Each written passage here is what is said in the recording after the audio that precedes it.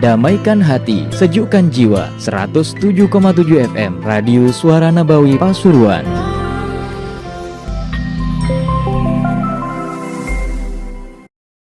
والنفع والانتفاع إلى أرواح والدينا والديكم وأمواتنا وأمواتكم وأموات المسلمين أجمعين ثم إلى الروح حبيب محمد الدار الشيخ أبو بكر بن سالم ثم إلى أرواح من عمر هذا المسجد وعبد الله فيه وحضر في هذا المجلس فساعد في عمارة هذا المعهد الله تغشاهم المغفرة ببركتهم وأسرار منورهم إلى حضرة النبي محمد صلى الله عليه وسلم.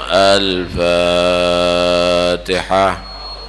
بسم الله الرحمن الرحيم الحمد لله رب العالمين الرحمن الرحيم مالك يوم الدين إياك نعبد وإياك نستعين اهدنا الصراط المستقيم صراط الذين أنعمت عليهم غير المغضوب عليهم ولا الضالين آمين. بسم الله الرحمن الرحيم الحمد لله رب العالمين وبه نستعين على أمور الدنيا والدين والصلاة والسلام على أشرف الأنبياء والمرسلين سيدنا مولانا محمد وعلى آله وصحبه أجمعين.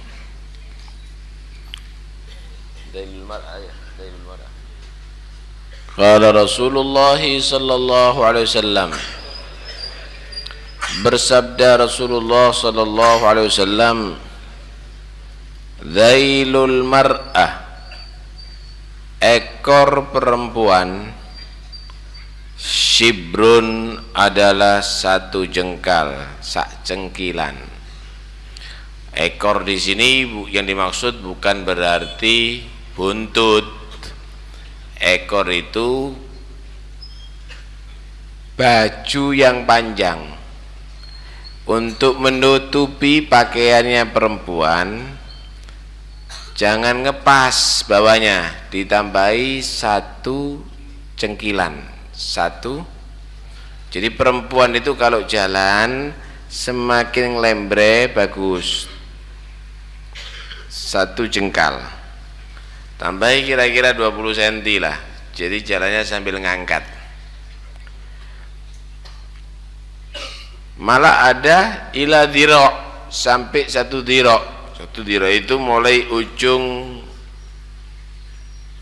jari-jari tangan sampai sikut. Ini adalah satu isyarat perempuan itu pakaiannya kombor, enggak boleh ketat. Kemudian pakaiannya kelem, artinya seluruh badan sampai ke bawah.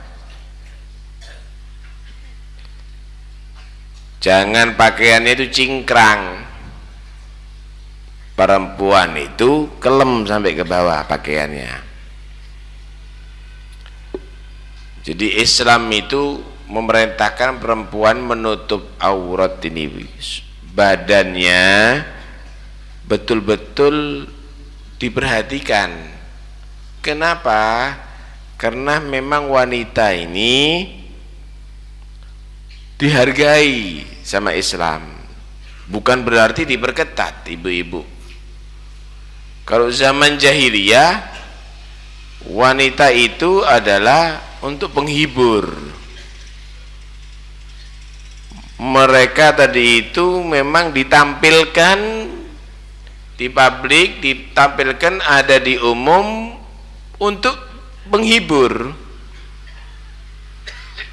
Karena itu mereka tadi itu disuruh paes supaya orang-orang di jalan-jalan tadi itu senang semuanya. Suruh pakai minyak, suruh dansa, suruh menari, mereka suruh tampil itu. Islam datang tidak boleh, perempuan harus dihargai. Dilarang wala tabarrajna tabarrujal jahiliyatil ula wa qarna fi buyutikunna wala tabarrajna tabarrujal jahiliyatil ula. Enggak boleh keluar dari rumah kecuali untuk hajat. Sampai sholat Jumat yang wajib bagi laki-laki, perempuan nggak wajib. Sampai sholat, menghadiri sholat jenazah untuk laki-laki fardu kifayah, untuk perempuan enggak. Mengubur mayit untuk laki-laki fardu kifayah, bagi perempuan tidak.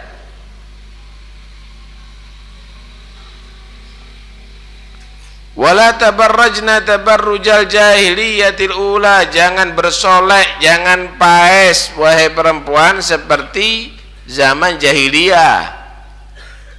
Kalau paes untuk yang halal suaminya, kalau mempercantik diri untuk yang halal suaminya, bukan untuk orang lain. Ini adalah menghargai perempuan, supaya nggak seperti zaman jahiliyah, hanya sekedar untuk dinikmati secara umum. Lo aneh, sekarang itu seakan-akan menjadi bangga perempuan itu tampil secara umum. Subhanallah. Anda bisa bayangkan kadang-kadang sponsornya sabun, perempuan buka aurat. Sponsornya rokok, perempuan buka aurat.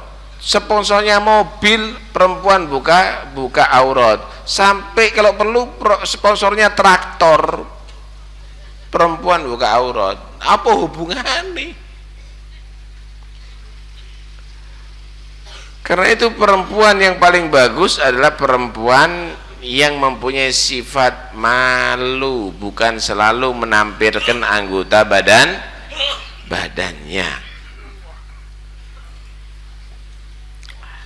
Ada satu hadis Nabi sallallahu alaihi wasallam bersabda, sinfani min ahlin nari lam arahuma, atau lam urahuma.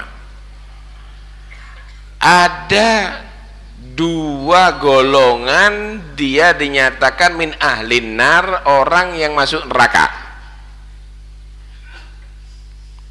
yang aku tidak melihat dua golongan itu. Zamannya Nabi nggak ada dua golongan ini. Berarti zaman berikutnya,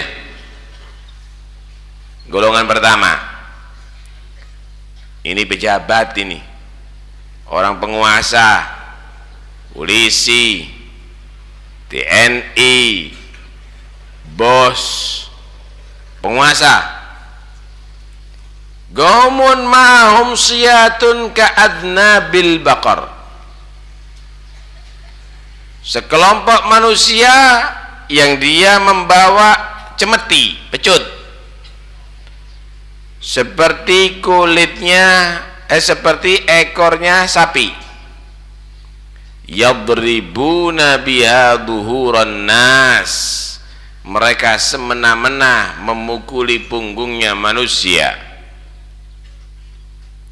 Timbul seperti penjajahan, perbudakan, kasar, sadis, asal pukul,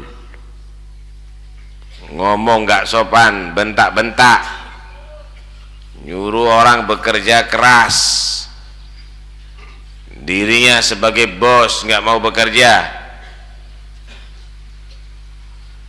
Ini gambaran pemimpin, kepala pemerintahan, bos yang kejam. Ini golongan masuk neraka Allah. Yang kedua, ini perempuan, Bu. Wanisaun kasiyatun ariyatun. Zamannya Nabi nggak ada, tapi masuk neraka ini kalau memang ada. Perempuan berpakaian tapi telanjang. Nisaun kasiyatun ariyatun, perempuan yang berpakaian tapi telanjang. Kenapa? Tipis pakaiannya.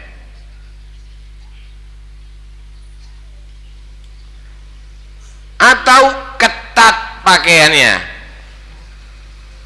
masih pakaian,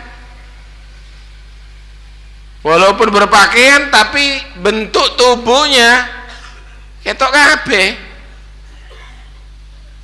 Belum perempuan pakai celana jin,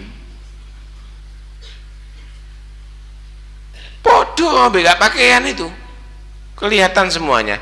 Perempuan pakai kaos yang ketat, bodoh, beda pakaian itu kelihatan semuanya tubuhnya itu.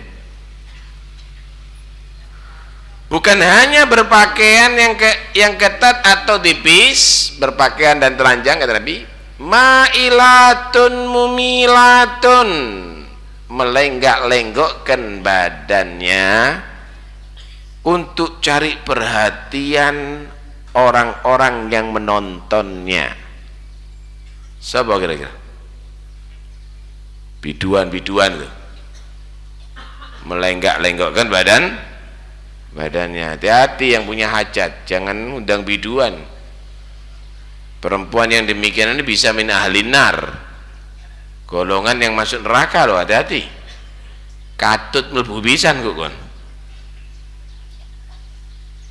Ma'ilatun mumilatun, dia melenggak-lenggokkan badannya untuk cari perhatian orang yang menontonnya, termasuk perempuan yang mimpin drum band. Ono madrasah perempuan sudah balik mimpin drum band. Madrasah apa ya? Kadang-kadang acara ikhtibar imtihan ngundang perempuan-perempuan drum bandan. Lebih daripada itu banci-banci yang diundang. Anda ini buat madrasah untuk didik orang takut kepada Allah atau berani kepada Allah? Yang kena kalau buat madrasah acara-acara itu, atur yang tidak melanggar ajaran agama. Masih banyak kok hiburan yang halal. Kenapa kalau cari hiburan yang haram? Masih banyak cara meriahkan yang halal. Kenapa pakai dengan cara yang tidak diridhoi oleh Allah? Gledek ay. Sama dengan acara-acara yang tidak islami kalau begitu. Hati-hati ustadz-ustadz ya.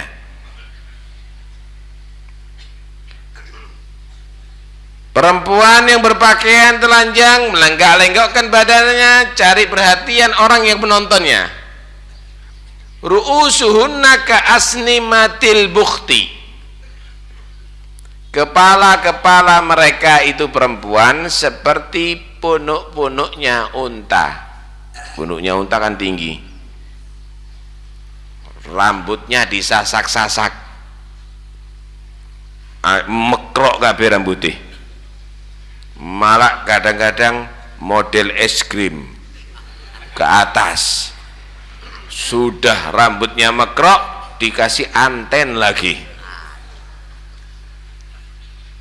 Ru'usuhunna ka asnimatil bukhti. Sampai dulu itu di TV itu banyak itu gitu. Bintang film itu. Ini termasuk golongan min ahlin nar loh nanti. Jangan boleh niru anaknya sampean. La yadkhulna jannah, kata Nabi. Perempuan ini tidak boleh masuk surga. Wala yajidna riha, perempuan ini bahkan tidak bisa merasakan baunya surga. Jangan masuk surga untuk menikmati, ambuni tok tidak boleh. Sama dengan tidak boleh makan sate. Jangan makan sate, mambu sate tidak boleh. Artinya jauh untuk masuk surga. Wa inna riha la tujadu min masirati kada wa kada. Sesungguhnya hawa bau surga itu dapat dirasakan jarak yang sangat jauh. Karena itu perempuan yang bagus itu adalah perempuan yang menutup aurat. Gitu Bu. Jadi duduk dipamerno anake. Ya. Cik niru lek anakku ayu. Hati-hati. Itu sama dengan orang yang menyatakan, "Loh, anakku calon ahli neraka." Nauzubillah min dzalik. Ada satu riwayat hadis Hadis ini diriwayatkan oleh Atha bin Abi Rabah. Dia berkata, Ibnu Abbas pernah berkata kepada aku. Ibnu Abbas pernah berkata kepada Atha bin Abi Rabah, ala urika imra'atan min al-jannah. Mau kamu Atha, kata Ibnu Abbas, tak tunjukkan kepada kamu perempuan min ahli jannah, daripada golongan ahli jannah, perempuan penghuni surga. Kutubala, iya siapa ternyata bukan bintang film, bukan perempuan yang cantik.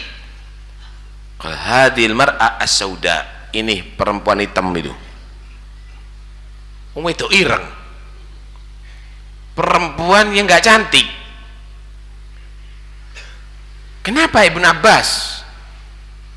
Ini perempuan pernah datang kepada Rasulullah, atatin Nabiya sallallahu alaihi wasallam. Perempuan hitam ini pernah datang kepada Rasulullah sallallahu alaihi wasallam. Faqalat inni usra wa inni atakasyaf Allah ta'ala li. Ya Rasul, saya ini punya penyakit epilepsi, ayan. Saya ini sering tidak sadar ya Rasul, dan aku kalau tidak sadar itu sering terbuka auratku. Doakan aku sembuh ya Rasul.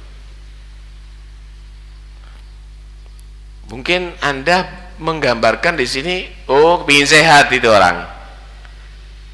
Itu orang berarti tidak siap sabar untuk sakit. Maka Nabi sallallahu alaihi wasallam ngasih pilihan. In syi'ti sabarti walakil jannah, wa in syi'ti da'utullah ta'ala an yu'afiyaki. Satu di antara dua pilihan, tak doakan kamu sehat, insyaallah sembuh. Tapi kalau kamu mau sabar, wahai wanita, kamu dengan kesabaran kamu dijamin masuk surga. Milih mana? Faqalat asbir, saya sabar ya Rasul, gitu. Saya siap sabar. Ini atakasyafat Allah atakasyaf. Saya ini yang saya permasalahkan bukan karena sakitnya saya siap sabar sakit ya Rasul, cuma saya terbuka auratnya. Kalau saya ini kumat, kalau saya ini sakit pingsan, itu sering terbuka aurat saya. Doakan saya ketutup tetap auratku. Tuh lihat, padahal kalau orang yang tidak sadar itu terbuka auratnya dosa apa enggak? Enggak dosa.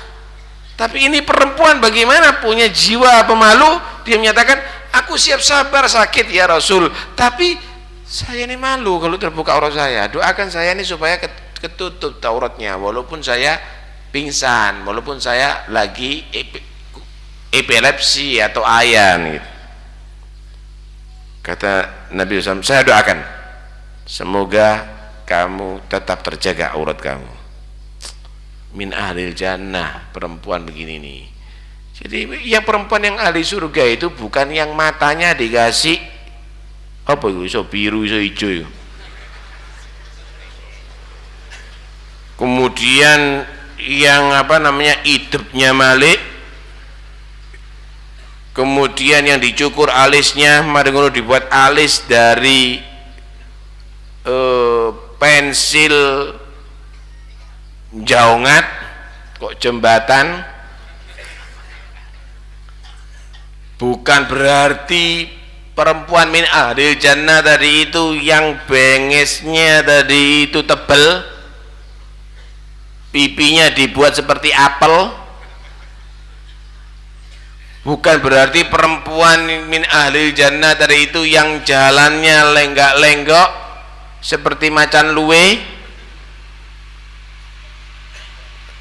Bukan berarti perempuan min ahli jannah tadi itu yang bodinya seperti gitar Spanyol. Ternyata perempuan min ahli jannah yang dinyatakan masuk surga tadi itu walaupun perempuan hitam, Pak, walaupun elek. kalau perlu jemblung. Tapi yang penting perempuan itu punya sifat malu dan menutup auratnya. Ayu tapi pun rokok, buat apa? Karena itu hati-hati. Sampean jangan diracuni oleh pengaruh-pengaruh yang tidak benar. Doa agama lain, sampean perlu tahu ya. Kalau Islam itu merintahkan untuk pakai hijab, di Bible-nya orang Kristen itu membuka kepala perempuan tadi itu dicukur rambutnya, dicukur rambutnya. Saking orang Kristen tidak baca Bible beneran, keras mereka tadi itu. Sampai lihat biarawati itu, ada yang rambutnya terbuka, pakai jilbab kabeh. Mereka menganggap itu adalah perempuan istimewa. Sampai lihat itu lukisannya Bunda Maria itu, bahwa anak kecil yang diyakini itu adalah Yesus. Pakai jilbab enggak itu? Tertutup enggak kepalanya? Tertutup. Mereka menyatakan ini perempuan suci. Model pakai hijab enggak setuju. Kamu berarti melanggar juga ajaran agamanya kamu. Sama. Ajarannya sama sebetulnya, cuma enggak mau coba beneran kita Anda wahai umat Islam jangan terpengaruh dengan begitu-begitu. Itu niat ngerusak Anda. Karena itu Anda wahai perempuan-perempuan umat Islam, tutupkan auratmu. Penampilan jangan arogan begitu. Kadang-kadang di desa cik gampang buka aurat tuh, metu ku tangan tok, wis elek buka aurat deh.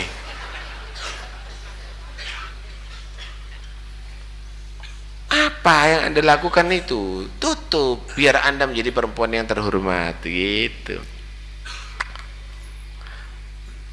Pernah Nabi Shallallahu Alaihi Wasallam ngasih ngasih seperti bedean begitu kepada para sahabat. Siapakah perempuan yang terbaik? Siapa perempuan terbaik? Ya. Semua sahabat menang. Sopoi. Apakah perempuan terbaik itu sing paesi bagus, yang minyak wanginya sebelum sampai orangnya 2 kilo mambune wis tutuk demi, atau orangnya sudah berjalan 2 kilo ambune sik kari? Siapa perempuan terbaik? Akhirnya Nabi menyatakan udah, saya tunggu jawabannya sampai besok. Sayyidina Ali mikir, Sayyidina Ali bin Abi Thalib suaminya Siti Fatimah mikir, opo jawabannya yang paling tepat itu apa ya?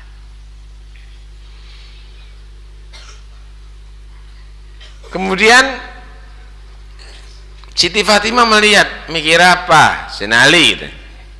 Mikir pertanyaan abahnya, kamu Rasulullah belum ketemu, apa sih kata? Apa ya, kamu kasih pertanyaan siapa perempuan yang terbaik? Oh, faham saya maksudnya abah kata dia. Maksudnya bapak saya faham, saya ngerti jawabannya. Apa kata dia?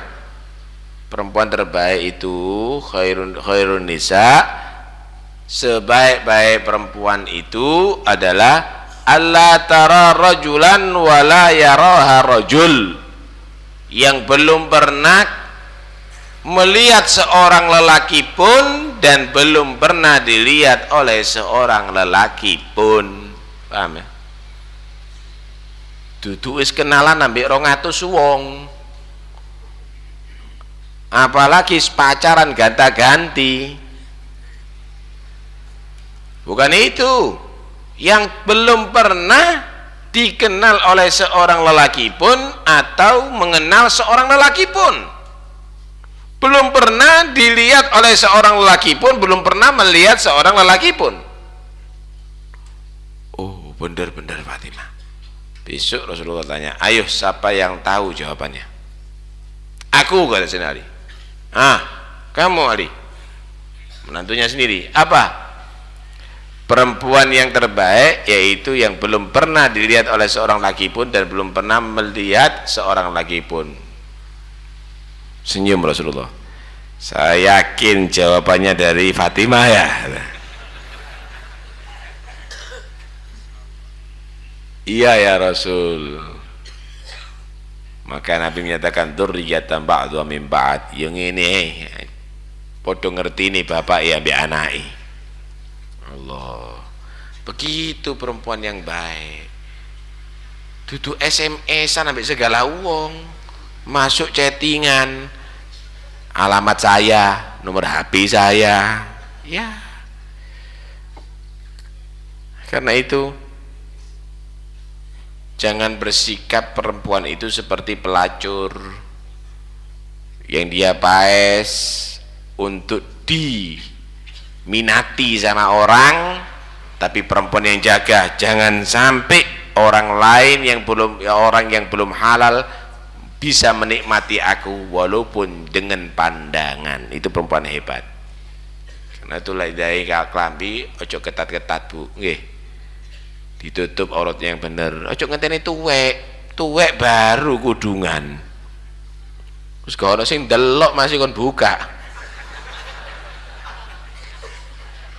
Ya mulai dari kecil dibiasakan begitu, mulai dari kecil, bahkan sebelum balik anak sudah mau menginjak dewasa sudah diajari malu begitu, ya, sudah diajari malu.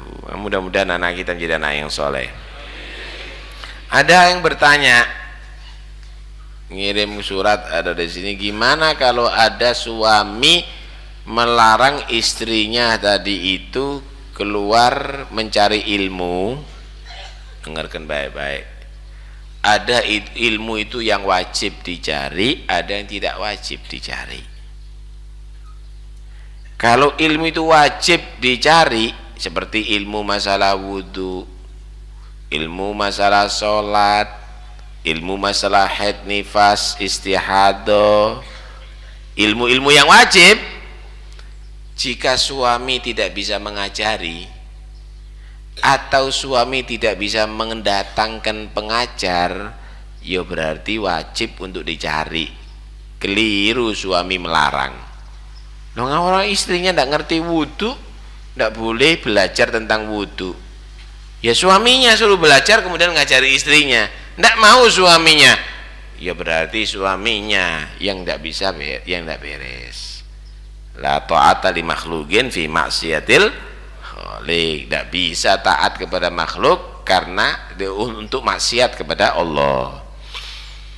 Tapi kalau ilmu itu bukan wajib, ilmu yang bukan wajib, maka wajib seizin suami. Nih pengajian hari Ahad misal, suaminya melarang ojo hadir, paham ya? Setelan radio tidak hadir apa-apa, paham ya? Nah, cuma kalau hadir sebenarnya boleh ngizini asal dinterno mbek suaminya, kan enak. Mas enterno aku, jangan istrinya berangkat bojone ngorok di omah. Kalau bisa si istri motivasi, ayo mas berangkat enterno pengajian. Kalau ndak wis sampai naik berangkat toh, omai tak jogono, aku ngurungokno toko radio.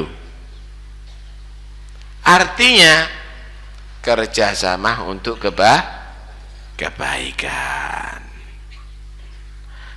Itu pun berangkatnya harus tidak boleh campur laki perempuan.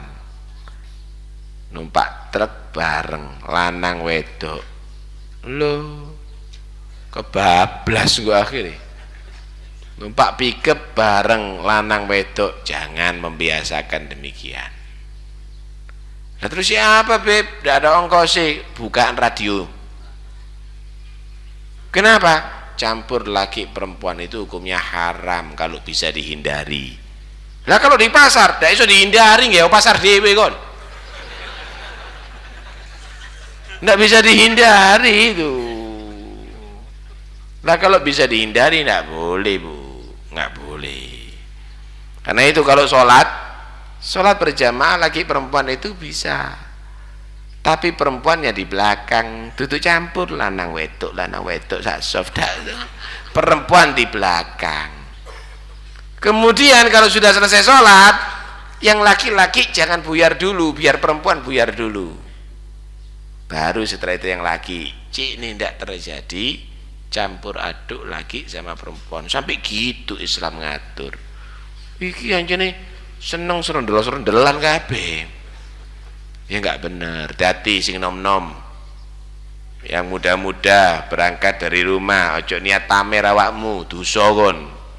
Walaupun hadir pengajian, dosa. Tutupen berangkat pengajian kudungi separuh nih dasi. Niat pamer, rambut ono sing muncul, ono sing ditutupi. Hati-hati. Dosa model begitu. Kadang-kadang dolek pakaian sing beranyak, cini akeh sing delok. Hati-hati, dosa kalau model begitu. Nah, mudah-mudahan insyaallah jadi perempuan yang sholihah. Wes, tak tambahi sedikit. Hari ini hari Tasu'a, puasa sampean. Ya wes, sampean kalau tidak puasa hari ini, besok puasa Asyura. Ya? Nabi ditanya gimana puasa Asyura? Kata Nabi, yukaffiru dzunubas sanah, mengampuni dosa setahun. Eman lo eman, sing kuat poso. Sing kuat poso. Dosa setahun insyaallah diampuni berkat puasa hari Asyura. Sing nomor loro, kalau punya duit lebih, besok hari Asyura belanjani istimewano, lebih ono. Man wassa'a li'iyalihi fi yaumi Asyura wassa'allahu lahu sanah kullaha. Siapa orang yang ngasih belanja lebih, memanjakan keluarganya di hari Asyura, maka insya Allah setahun rizkinya dilancarkan oleh Allah. Tapi duitmu dewe loh, duduk duit wong ngemplang nyolong, mengamalkan sunnah Habib nyolong, bukan duitmu dewi. Ya, karena itu biasa nih, misalnya tempe hari Asyura nggak yo sate, memanjakan keluarga. Kalau punya celengan, paham ya? Ya bukan berarti rekreasi ke taman safari, enggak. Maksudnya menjadikan hari itu adalah hari kebahagiaan untuk keluarga. Paham nih ya? Paham? Pun di hari Asyura memang ada meninggalnya Sayyidina Husain, ya. Cuma sampean jangan mau diajak untuk acara-acara yang bertentangan dengan ajaran ahli sunnah wal jamaah, ngeblok-ngeblok awak, jerat-jerit, meratap-ratapi, itu bukan acara ahli sunnah wal jamaah. Pun melok, jangan mau diajak. Lah kalau sampean lah apa Sayyidina Husain, saya kepingin doakan Sayyidina Husain, maca Quran, zikir, doakan Sayyidina Husain, bukan geblok-geblok awak, ngetak-ngetak awak, penjut HP. Nggak bener, itu adalah bertentangan dengan ajaran Ahlus Sunnah wal Jamaah. Tidak apa-apa khatamkan Quran, tidak apa-apa, bagus. Karena hari itu adalah hari yang mulia, hari untuk meningkatkan ibadah kepada Allah Subhanahu wa ta'ala. Diniati besok dipuasai, biar dosanya diampuni oleh Allah Subhanahu wa ta'ala. Wallahu a'lam.